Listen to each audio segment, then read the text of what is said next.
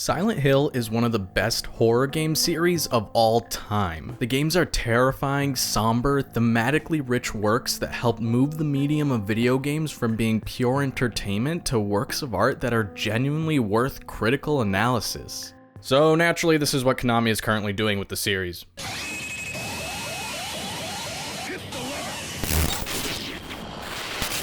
The story of Silent Hill can't be told without the barrage of tone-deaf corporate moves that Konami made around the series. See, despite Silent Hill's pedigree amongst critics and gamers, beyond the original PS1 game, it never sold well. On top of that, Silent Hill fans have a borderline pathological need to disagree with each other about which games in the series are actually good. It often buckled under the weight of survival horror trends and its own ambitions, with some titles in the series reinventing what Silent Hill is to the point of alienating some players, or holding so close to the aesthetics of the first two games that they risk losing their own identity. Don't get me wrong, there are positives for both those design philosophies, but the series consistently struggled to find its footing within the larger survival horror genre, arguably even during the time where the games were still being developed in-house at Konami. After nearly a decade of middling releases, the reveal of Kojima Productions Silent Hills through the release of an interactive teaser titled P.T. thrust the series into a level of cultural relevancy it hadn't seen since the 90s. Here was a game that checked off all the boxes for Silent Hill fans, the general public, and even Konami. A game that harkened back to Silent Hill's psychological horror origins with the crap your pants scares that gave the game mass appeal, while also being attached to some of the biggest names in gaming and horror media that it would unquestionably be a sales success. P.T. gave Silent Hill fans hope that the beloved series might finally return to the limelight.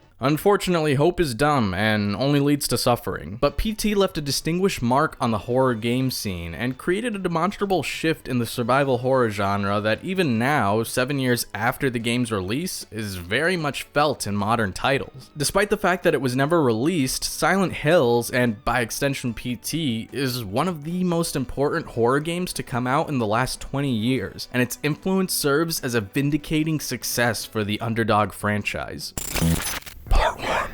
A brief history of Silent Hill. Oh no, am I doing that video essay thing where I go back in time unnecessarily far to make my argument? Is this what I'm becoming? Is my next video a 3-hour long manifesto about how Mario Party 6 is actually a critique of capitalism? I do believe understanding the history of the Silent Hill franchise is necessary to fully appreciate what P.T. was and why it was so revered within the survival horror genre. While most videos and articles I've read about P.T. explore the game from the angle of being a Kojima project, I want to talk about the game more from its place within the Silent Hill canon. P.T. isn't just a good Kojima game. It isn't just a good horror game. It's a good Silent Hill game. It understands the core tenets, themes, and mechanics that made the series so effective. In March of 1996, Capcom would release the original Resident Evil. While not being the first survival horror game, it essentially catapulted the genre into the mainstream. On top of being a critical darling, the game made, a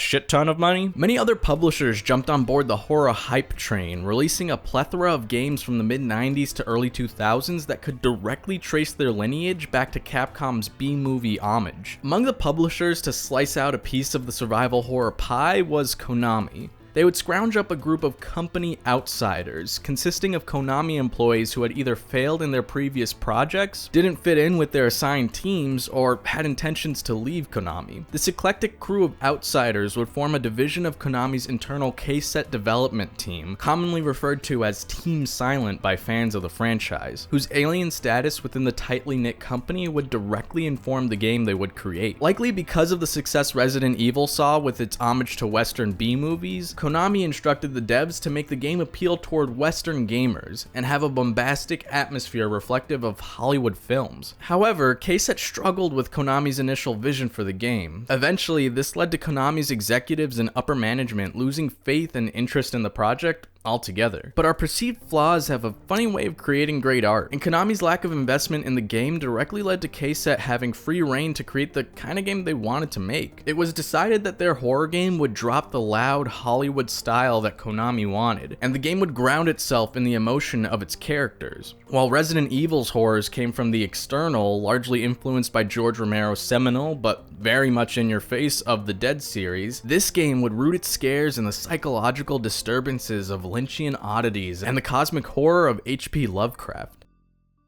Silent Hill follows Harry Mason as he and his daughter, Cheryl, drive to the eponymous town for vacation. One thing leads to another and Cheryl goes missing, leading Harry to travel through Silent Hill in search of her. But the town is weird. What's going on here? Harry was not a special ops soldier on a secret government mission to dismantle an evil corporation. He was a normal man who just wanted to find his kid. As a consequence, the game's combat is clunky and sluggish. Harry is not a fighter, so you, as the player, like Harry, would rather avoid fights whenever possible. Combat was not the key mechanic here. It was an obstacle, something you only engage with when there's no other choice. And yeah, while there were still monsters and an evil cult, these elements were almost like backdrops. Harry's drive to find his daughter remains the consistent through line in the game, and it's what keeps the player progressing. Instead of dog jumping through window jump scares, Silent Hill created a foreboding, relentlessly unsettling atmosphere that eased its way underneath the player's skin. The game's most effective scares were not in your face, but rather quiet, unnerving moments where we felt Harry's pain. The bad mid-90s voice acting that Resident Evil was mocked for, the master of unlocking, became one of Silent Hill's strengths. The odd, uncanny inflection and word choice only added to the game's effectiveness. Was it not as I said? I see it all now. Yes, everything. Silent Hill's unnatural voice acting, its reflection of American culture from a group of people viewing it from the outside, allowed the game to make a mundane, middle American town into one of the most horrifying experiences gaming had to offer, and established the atmosphere and tone that would inform the rest of the series. Silent Hill would end up being both a critical and commercial success. KSET's offbeat project that was left forgotten by Konami's management had now become one of their most popular IP. Konami would greenlight a sequel, and off the success of the first game, increase the budget of the new project considerably. Around 30 new team members would be shifted in from other departments within KSET, and a significant portion of the budget was allocated for live-action shoots to elevate the drama of the piece. However, the original game's director, Kichiro Toyama, along with several other key members of Silent Hill's dev team, would leave the project, which would end up giving Silent Hill's sequel a distinct tone from the original PS1 game. Silent Hill 2 begins unlike many of its genre brethren. There was no mission gone wrong, no car crash, no artificial intelligence capturing and torturing the last of humanity. The game opens on its protagonist, James Sunderland, as he drives into Silent Hill, prompted by a letter he had received from his wife, Mary, beckoning him to come and meet her in town. But there's just one problem. A dead person can't write a letter. Silent Hill 2 uses the eponymous town to guide the player through the disturbed psyche of its main character, an uncomfortably intimate exploration of a man tortured by his past. Side characters are not just dressing, they are a reflection of James himself, all disturbed by past trauma and guided to Silent Hill in one way or another. The town meant something different to every character in the game, whether it was some kind of twisted spiritual guide or a Twilight Zone-esque teacher of karmic justice was up to the player to decide. It drifted even further than the original had from traditional survival horror tropes. Its most disturbing moments were almost subliminal. It was a cerebral experience unlike anything else in the AAA horror arena. Basically, yeah, this game is a masterpiece and you should play it if you haven't already. But despite critical acclaim, Silent Hill 2 was maligned by some fans for drifting too far from the original, and proved to be a bit too heady for general audiences. It was not the financial success Konami had hoped it would be. The game sold around half as many copies as the original Silent Hill, which, considering it was significantly more expensive to produce, wasn't great. Despite that, Konami would greenlight 2 more games that would be produced concurrently, handled by 2 different teams within KSET. Directing duties would shift once again, giving each of the KSET era Silent Hill games their own distinct tone, while still maintaining the series' trademark surrealism.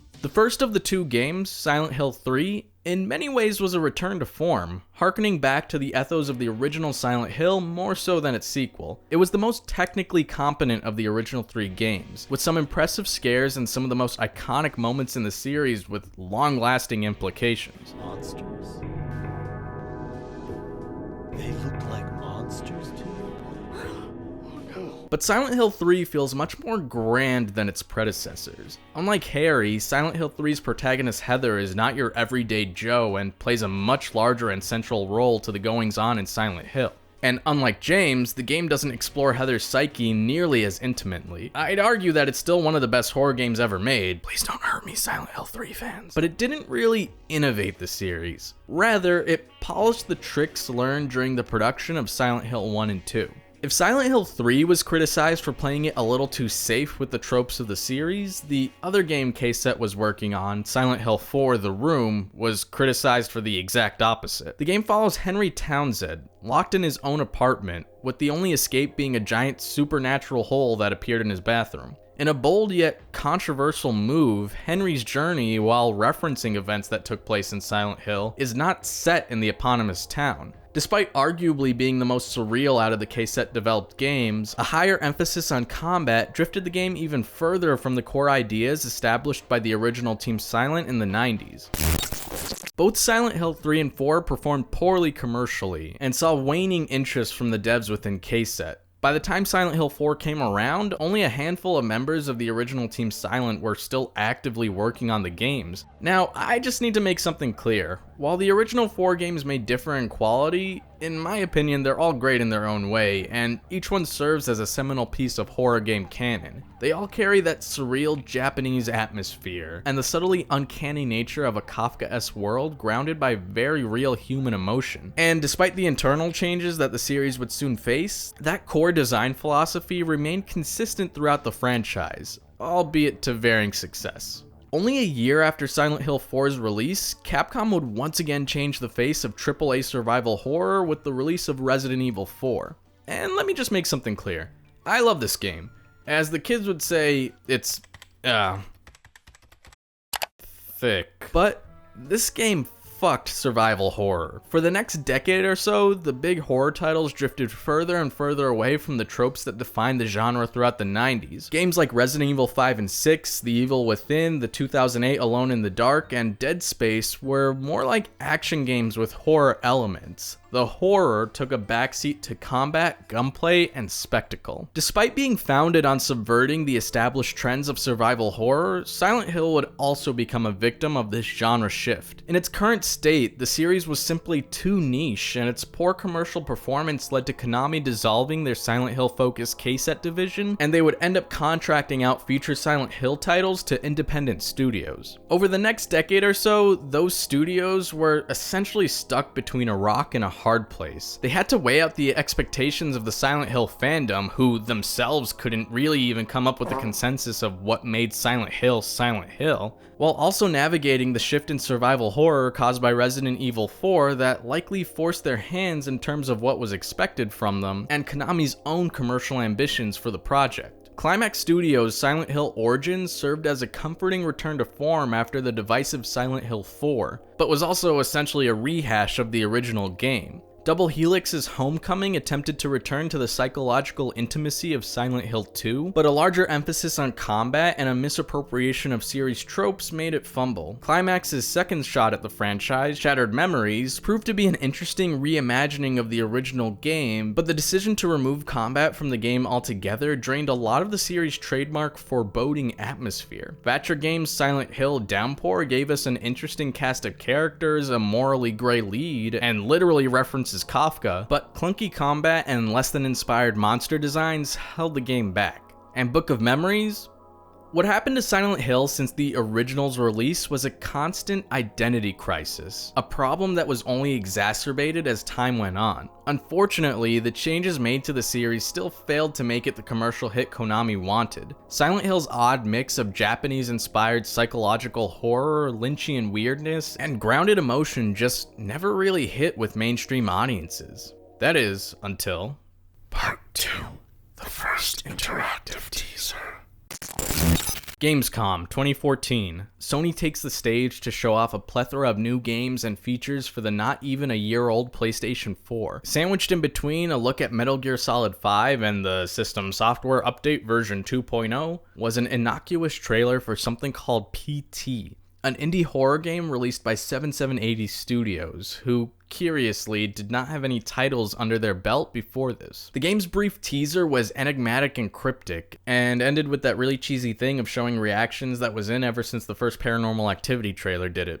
The crowd loved it.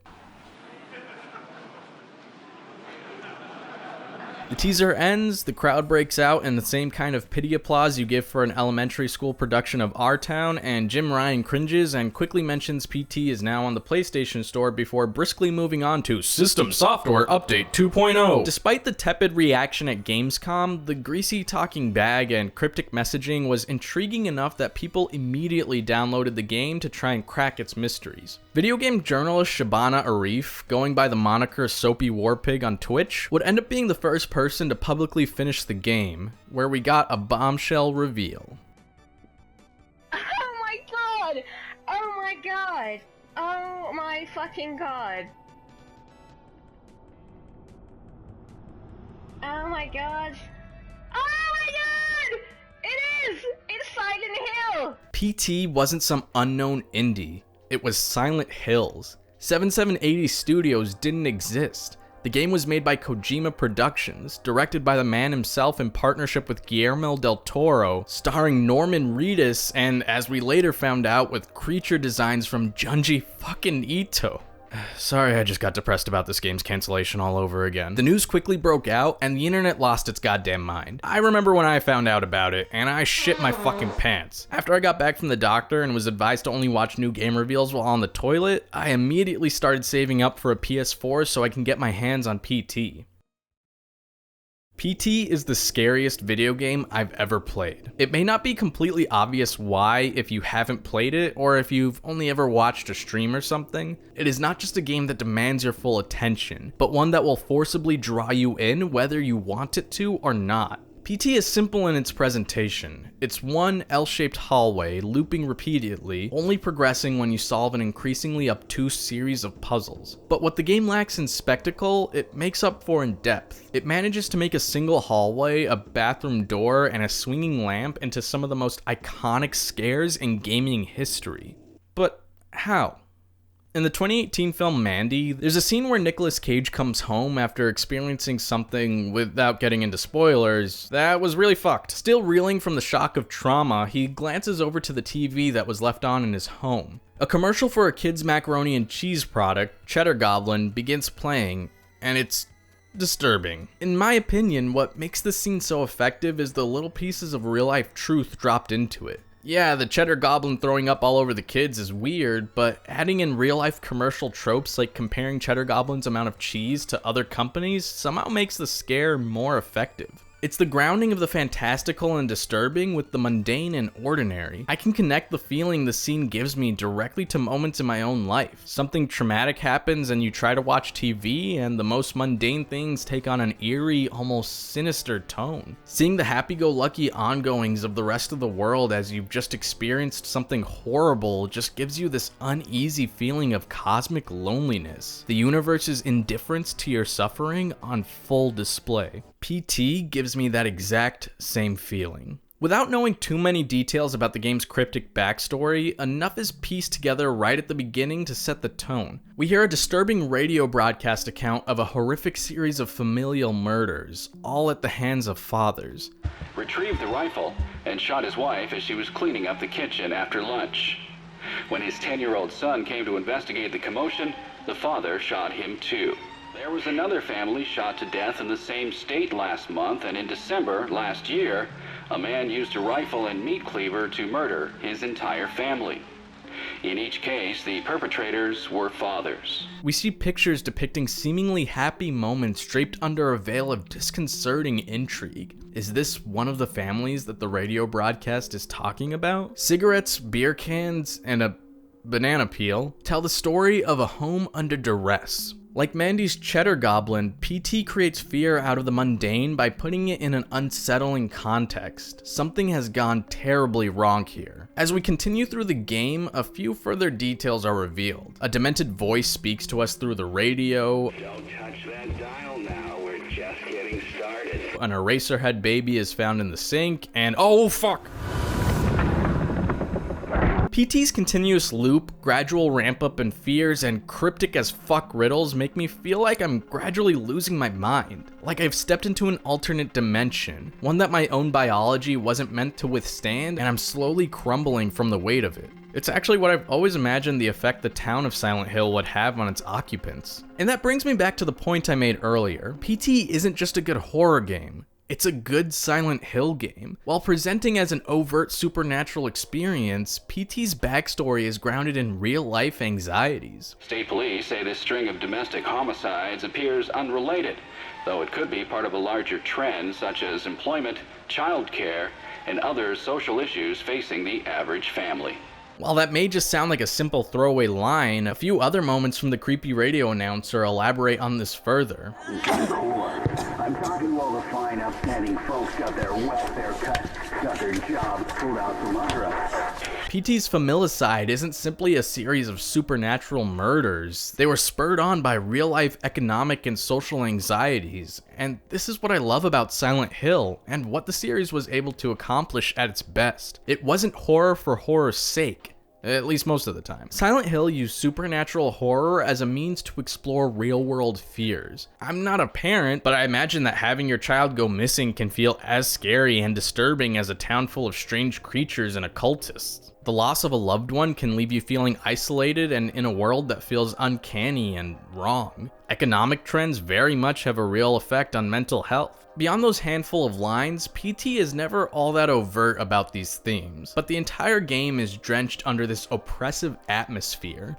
the feeling that something is wrong, emphasized by the presence of ordinary anxieties in a supernatural world. The Silent Hill series explores small-town American anxieties from an almost sociological perspective. Subtle differences, like the radio broadcaster saying 9/11 instead of 911, After neighbors called 9/11 found the father, create this uncanny atmosphere. The same way you can look at a CGI character and know it's not human without knowing exactly why, PT creates an almost subliminal horror out of the ordinary. It's an experience that's hard to quantify, and the game's enigmatic puzzles only add to the unsettling atmosphere. PT almost requires you to play it with a guide, and on top of that, the guide is only a suggestion. The game is almost governed by dream logic. Couple that with horror that is suggestive and an atmosphere of uncanny realness grounded by thematic real-world anxieties, and PT becomes a wholly unique experience, while being true to the ethos that made the series great in the first place. It was so effective that Silent Hills became one of the most hyped releases in modern gaming history. So naturally, Konami canceled the entire project. Part 3. Fuck Konami. I mean, The Legacy of Silent Hills. I never managed to save up for that PS4 before Konami yanked PT off the PlayStation Store. I've played a few different remakes of it, but I've never actually gotten a hold of the original. Konami's cancellation of Silent Hills might go down as one of the most misguided company moves in gaming history, one that 7 years later still damages the company's reputation. Still, I think the game holds a very special place within the franchise. It turned the series from one that was constantly in flux from corporate mandated shifts in design philosophy to a trendsetter.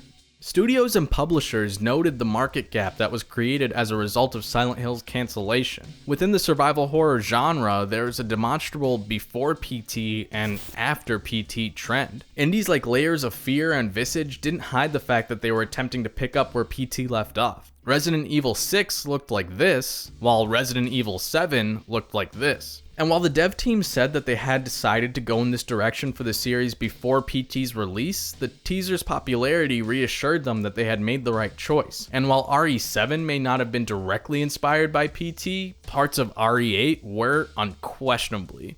And it's kind of beautiful in a way. Despite Konami taking every chance to toss Silent Hill aside, despite the fact that the game was born out of the company attempting to cash in on the original Resident Evil success, and its biggest and most controversial shift in gameplay came from Resident Evil 4's popularity, now the latest Resident Evil is playing catch up with Silent Hill. It makes the cancellation of the game all that more frustrating. Here was finally a Silent Hill game that had everything Konami was looking for since the original, and it was tossed aside in favor of some pachinko machines. But despite the trend of PT jacking churning out some pretty good games, nothing has quite made the same impact, and I'm not sure if anything could. Kojima himself noted how horror game design almost requires a certain amount of restraint. If the game gets too scary, most players are just going to turn it off. But considering an average PT session was only going to last an hour or so, the devs at Kojima Productions decided to ignore that rule. And it shows in the final product. The game is almost relentlessly scary, to the point where I don't even know if I could handle more than an hour of it. And I've consumed so much horror media that none of it really scares me in that way. I mean, it's hard to get afraid of Freddy Krueger when I'll likely be paying off my student loans until I die. But PT manages to make me forget about all that, and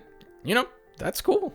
And yeah, I know someone in the comments is gonna give me shit and talk about how PT isn't a real Silent Hill game, but to that I just have to ask, what makes Silent Hill Silent Hill? Does it have to be set in Silent Hill? Well, one of the main games in the series isn't. Does it have to be made by Team Silent? Well, who's Team Silent? None of the KSET developed games were made by a consistent team. Only a small handful of people even worked on all 4 games. Instead, I'd argue that what makes Silent Hill is a set of core ethos, themes and design philosophies that add up to a total greater than the sum of its parts. An experience equal parts haunted house and thoughtful contemplation, something that I think PT has on all fronts. PT made AAA survival horror scary again, and honored the franchise's design philosophy in the best way that most Silent Hill fans could ask for. We may never have gotten Silent Hills, but the legacy of the game lives on. And for a series that suffered an identity crisis almost since its inception, PT's influence on the rest of the genre is kind of the most satisfying vindication that Silent Hill could ask for, and one that it unquestionably deserved.